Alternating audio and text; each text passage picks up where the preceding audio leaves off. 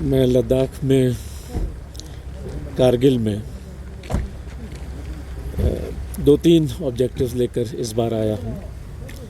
पहला, जैसा आप जानते हैं कि एक RT-PCR लैब जिसका इनॉग्रेशन मैंने करा, और ये लैब बायोसेफ्टी लेवल 2 की लैब होती है। इसको ऑपरेट करने के लिए Indian council of medical research का अप्रूवल चाहिए होता है, जो कि हमने लिया है। इनके पास एक 96 पीसेस RNA पीसेस उसको एक्सट्रैक्ट करने की मशीन साथ में है, जिससे कि थियोरेटिकली एक बार में 96 सैंपल्स का टेस्टिंग हो सकती है। और अगर दिन में 2 बार मैं साइकिल चला सकूं तो करीब 200 पीसेस की 200 सैंपल्स टेस्ट हो सकते हैं। मुझे लगता है कि ये कोरोना चलने वाला है कुछ और टाइम, और ये फैसिलिटी कारगिल के लिए काफ़ी फ़ायदेमंद होगी।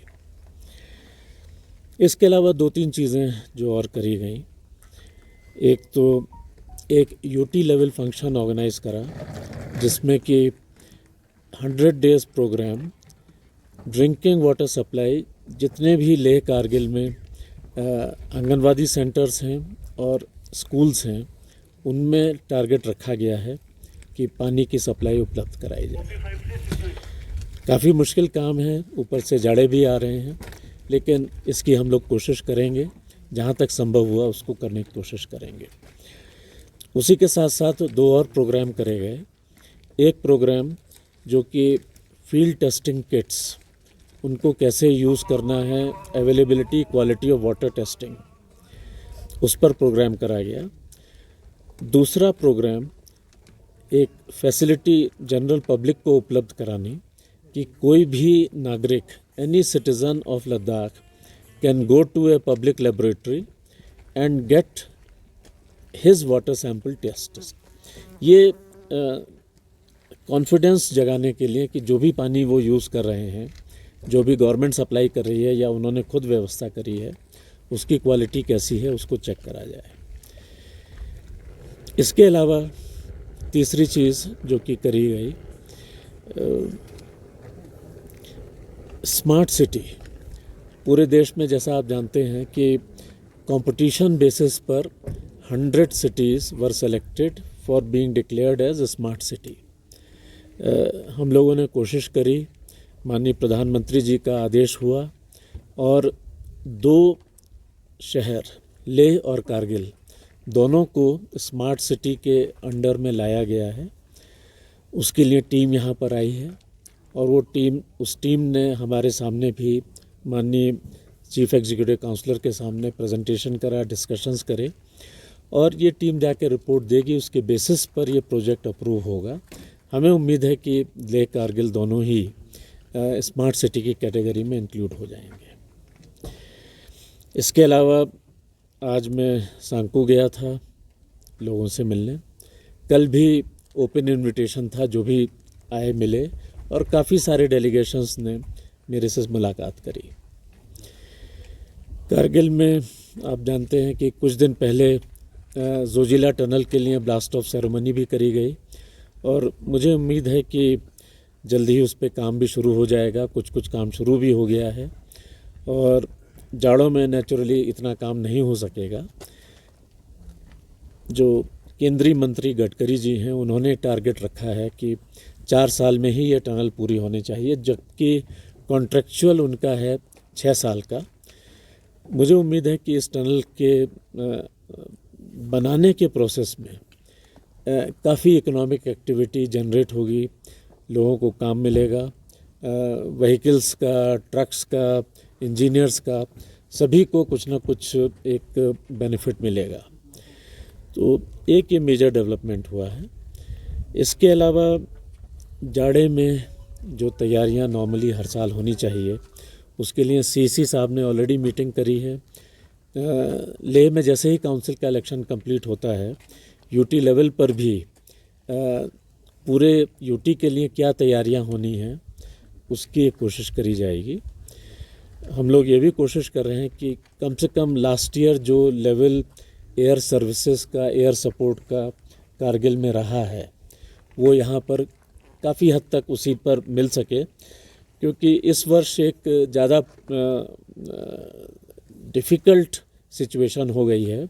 एयरफोर्स का अपना ड्यूटीज़ है ईस्टर्न लद्दाख में, उसमें भी थोड़ा बिज़ी रहते हैं वो, तो कितना कर पाएंगे। तो a mix of civilian and air force, उससे हम लोग कोशिश करेंगे कि जितना संभव हो एयर सर्विसेज यहाँ पर रखी जा सके।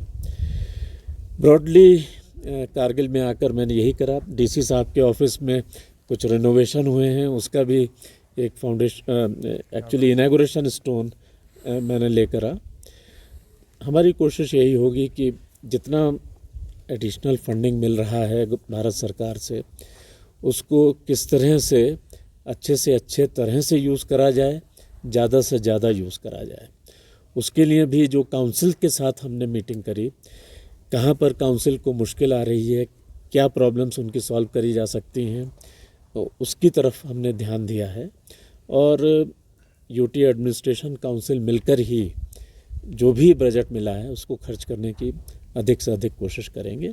इस साल बजट खर्च करने में आप जानते हैं कि ज़्यादा मुश्किल आई है, कोरोना का लेकर इवन लेबरर्स नहीं आ पाए हैं, लेकिन हमारी उम्मीद है कि जाड़ों में हम तैयारियां करेंगे ताकि अगले सीज़न में हम लोग ज़्यादा से ज़्यादा काम कर सकें।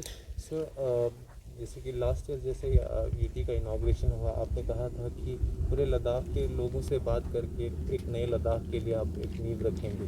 तो सर, जो अभी तक की जो डेवलपमेंट्स हुई है, कंसिडरिंग पैंडेमिक भी हिट हुआ और ऑल ओवर द वर्ल्ड जिससे लद्दाख भी हिट हुआ, तो आने वाले वक्त में सर और उसके बगैर भी कुछ कंसर्न्स या कहीं से इस यूटी को लेके खुशियाँ भी हैं और बीच में कंसर्न भी हैं, तो सर आने वाले वक्त के लिए एक ओवरऑल डेवलपमेंट के लिए लद्दाख के लिए, जहाँ से हमने इस 1-2 साल में इतना ऑलरेडी हमारे पास एक इकोनॉमिक पर्से से हम कहें थोड़ा लॉस हुआ है, सर इन सब चीज़ों को करने के लिए और आगे के लिए ओवरऑल लद्दाख के डेवलपमेंट के लिए आप देखिए, एक हम लोगों ने ऑलरेडी एक डॉक्यूमेंट तैयार करा है, विज़न 2050, जो कि शेयर करा गया है, ऑलरेडी वेबसाइट पे भी डाला गया है।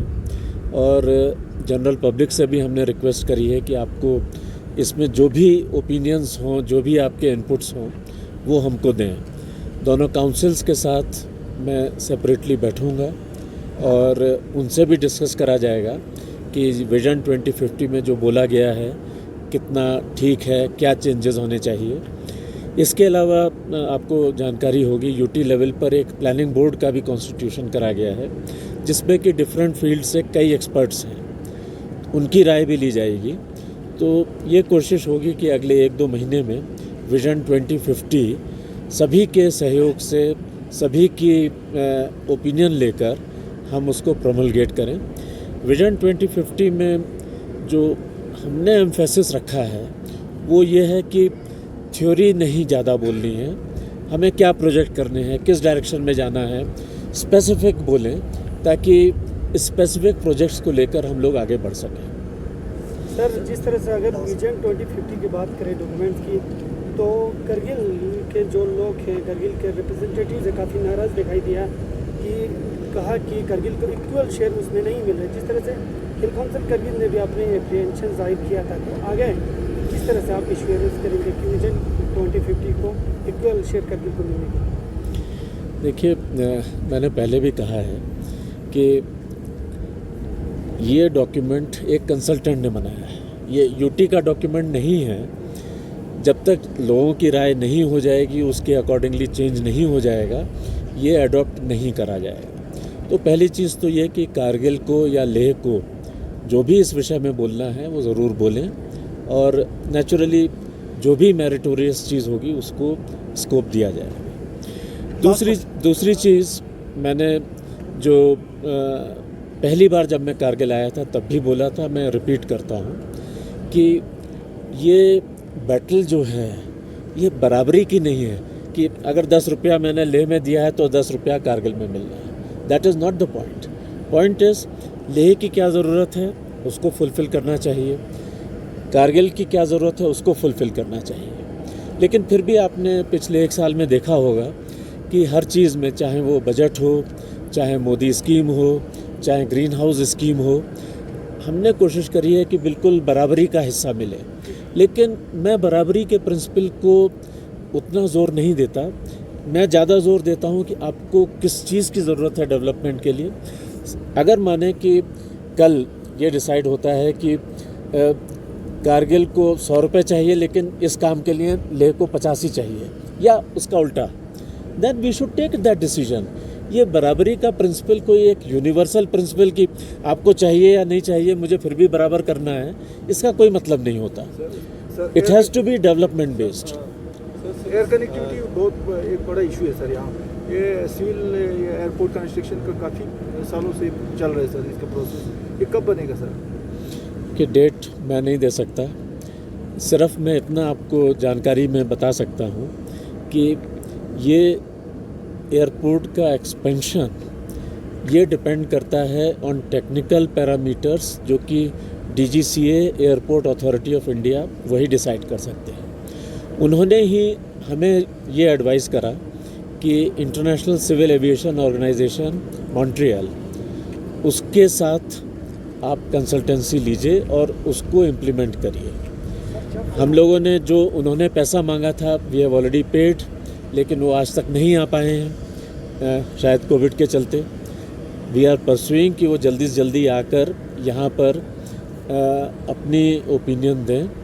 Mentally I would say I am even ready कि अगर वो कहते हैं कि लार्ज बॉडीड प्लेन ये यहाँ पर टेक्निकली सूटेबल नहीं होगा, तो जहाँ भी सूटेबल होगा हम वहाँ पर बनाएंगे। लेकिन इट इज़ ए कमिटमेंट कि एक वाइड बॉडीड प्लेन के लायक एयर स्ट्रिप यहाँ पर होनी चाहिए, एयरपोर्ट होना चाहिए। इसके लिए we are committed, we would be working on that. Thank you. चलिए लास्ट, नहीं इन्होंने नहीं पूछा है। सर जब से ड्यूटी है सर लद्दाख में, तब से हमारे बहुत गवर्नमेंट मुलाजिमों की प्रमोशन रुका हुआ है सर, जैसे कि हमारे पुलिस डिपार्टमेंट या दूसरे और डिपार्टमेंट के सर, उसको आप देखिए, उसके लिए पहला स्टेप है कि फॉर्मल डिवीज़न होना चाहिए जम्मू कश्मीर और लद्दाख के बीच में। इस विषय में फाइनल मीटिंग सिर्फ अभी परसों हुई है। इसके बाद MHA के और जम्मू कश्मीर के ऑर्डर्स निकलेंगे। जब तक ये पूरा स्टाफ फॉर्मली हमारे पास नहीं आ जाता, तब तक उनका मैं मानता हूँ कि स्टाफ की बहुत ज़्यादा प्रॉब्लम्स है। किसी को तनख्वाह नहीं मिल रही है, किसी को बहुत कम तनख्वाह मिल रही है, कोई रेगुलर नहीं है, कोई 15 साल से बैठा हुआ है लेकिन रेगुलर नहीं हुआ। तो बहुत सारी चीज़ें हैं, बहुत सारी स्ट्रक्चरिंग के भी प्रॉब्लम्स हैं कि किस तरह से डिपार्टमेंट्स को स्ट्रक्चर करना है। ये सारी चीज़ें अभी तक हम बिल्कुल नहीं कर पाए हैं। लेकिन अब मुझे उम्मीद है चूँकि फाइनल मीटिंग हो गई है, तो इस पर हम बहुत जल्दी ही काम शुरू कर पाएंगे।